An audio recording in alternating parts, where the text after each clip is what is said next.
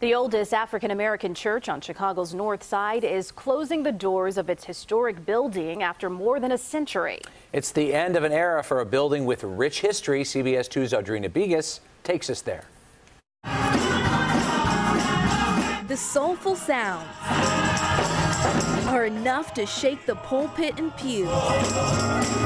A joyful noise, praises and holy hymns shape the history here. 13 musicians started this church. 13 singers. That was back in 1887, 13 maids and butlers. They walked all the way from here, from this point, for 12 miles all the way to the south side to fellowship with other churches. Then they wanted their own. The choir formed in 1887. The next year, the following year, they got a minister and they became a church.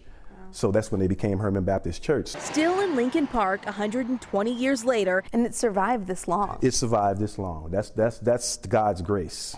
And if you ask the longest living member? Well, it just really hasn't changed too much. Miss Helen. She's been worshiping in these walls for 85 years. She'll be 92 in April. I've been coming here so long. You're ready for some change. Yeah, I can stand some change. An aging building, a shrinking congregation, and not enough parking means it's time for some change. The red brick building, nestled between high-rises and hotels, is now sold. It's going to be a new chapter. When the preacher leaves this pulpit and the pews empty for a final time. The legacy will continue on. We'll continue on in God's will and in His way. The last service is on Sunday, and the church is still looking for a permanent spot to move to.